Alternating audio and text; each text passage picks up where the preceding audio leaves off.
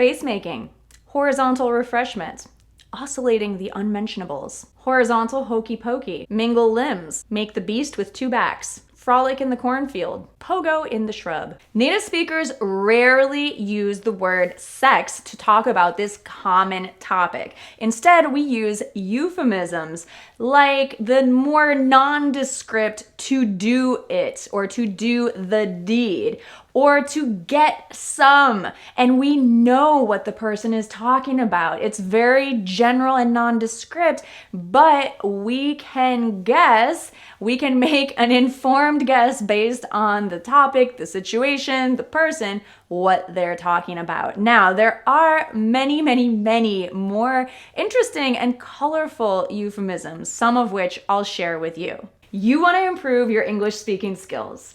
You want to be able to listen to English and understand everything everyone says. But some phrases, some topics, you just don't discuss in an English classroom with your teacher. And you may be embarrassed to ask your teacher about them. Today, we're talking about euphemisms for sex. Look, sex is a part of daily life for just about everyone on the planet. A euphemism means that we're using a nice G-rated appropriate expression to talk about something that is more crude or blunt or inappropriate. So today's English lesson is not inappropriate. It is not crude or nasty, although we will be talking about doing the nasty and other euphemisms to talk about sex. Yes, that taboo topic that is really something that you're going to hear a lot about in English in casual conversation, TV shows, movies, music, and so much more. So if you want to improve your English listening skills and speaking skills to talk more like a native speaker, then keep watching. Also, if you want to understand more about euphemisms and ways that native speakers actually talk about taboo topics like sex, you need to practice your English. And at the end of this video, I'm going to share with you how you can get a free trial week of lessons with Lingoda, a company that I partner with to share more English practice with you. They also have a special Valentine's Day sale until March 1st, 2021. So let's continue with our Valentine's Day theme and explore euphemisms for this timely Valentine's Day topic, sex. By the way, if it's your first time here, welcome to Go Natural English. My name is Gabby and I am an American English professor. I have taught English as a second language or foreign language in the US at top universities and in Japan in universities and corporate settings. So I'm going to share these expressions with you because I know that while we may not use them all the time in professional situations, when you leave the office and you talk with your friends, maybe even your colleagues, you need to understand these expressions and why using some of the words in these expressions could make other people giggle. Let me share a short story to explain.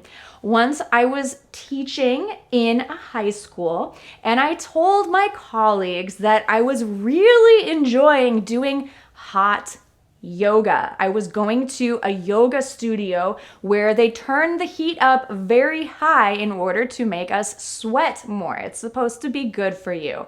But he had never heard of this practice. However, my colleague had heard of the euphemism to do hot yoga, which I didn't even know at the time was a euphemism for sex. So he thought that I was talking about how one of my favorite hobbies was not actually yoga, but, well, he understood it to be something quite different, which I did not mean to say at all. So if I could go back in time, I would probably explain that my favorite hobby was yoga, and it just so happened that at this particular yoga studio, they turn up the heat very hot so that you sweat more, and it's actually called...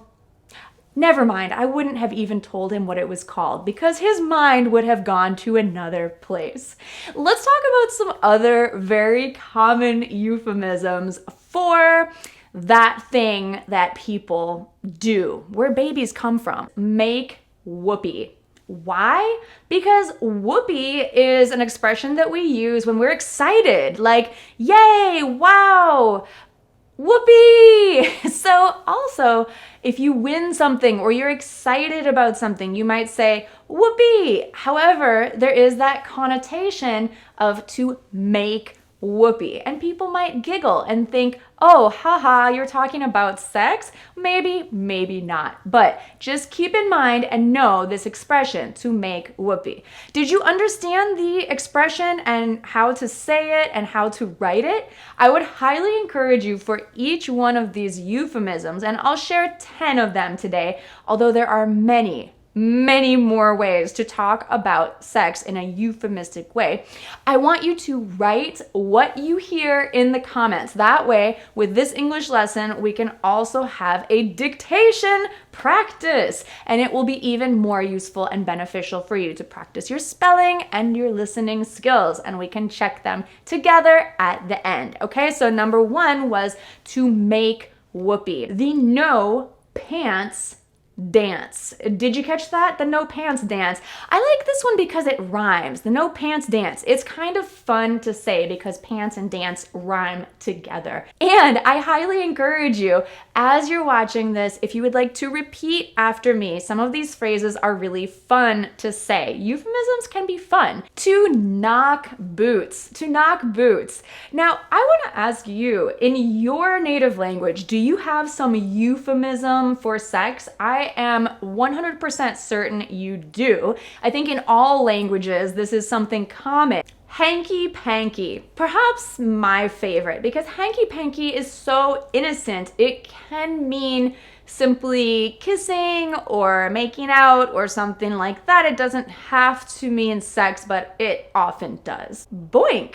Boink is a fun word because it's one of those words that you might see in a cartoon or as a sound effect, like if something falls or hits someone, that also means boink. So you see all of these words in these euphemisms for sex have another plainer meaning, something that is not related to sex at all, and that's what makes them euphemisms. Next, we have adult nap time. So I think that some of these euphemisms are fun because you can really figure out what they mean by reading between the lines. If you think adult, you think adult content.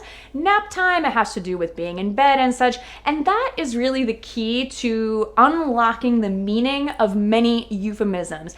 As I mentioned, I can really only talk about a few euphemisms in today's English lesson because we just don't have time for all of them. There are dozens of euphemisms for sex and hundreds of euphemisms for other kind of taboo topics. You will hear people create their own as well. So it's something creative where we're always adding new euphemisms to the language. Butter the biscuit, disappoint the wife, bake the potato, check the oil, put the email in the spam folder, the 2-person push-up, the old in, out, roll in the hay, thread the needle, test the mattress.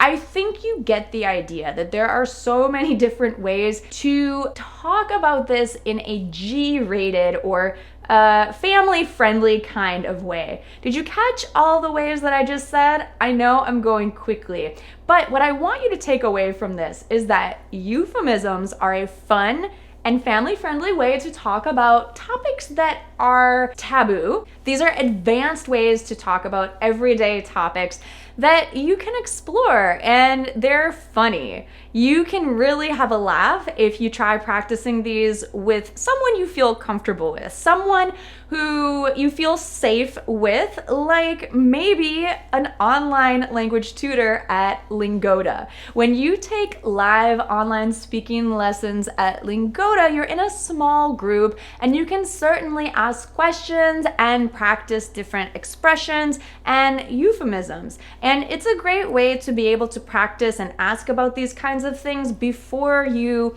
feel embarrassed talking about them in the real world. So as I mentioned in the beginning of this English lesson, you can sign up for a free trial week, up to 3 small group lessons at Lingoda within 7 days. And if you join and purchase a group lesson package before March 1st, you can get 20% off of their already affordable lessons as part of their Valentine's Day sale. So how do you do that? Well, you can check the link in the description. Just open it up down there, or you can go to gonaturalenglish.com/Lingoda. I have to tell you that I have practiced my Spanish with Lingoda teachers. They actually teach English, business English, Spanish, French, and German. And Lingoda is a great company to learn in live time, real time, with expert native speaker tutors. Lingoda has an interactive curriculum that includes homework, quizzes, and materials that teachers use during your lessons to keep you organized and on track with your learning. Small group classes have about 3 to 4 students in them, and you can schedule your lessons 24/7. They have a lot of different options available to fit your schedule. Their regular price starts from €8 per lesson, and as I mentioned, we have a special Valentine's Day sale for 20% off of that already affordable price. So there's really not much to lose. There's everything to gain when you start practicing your English with Lingoda.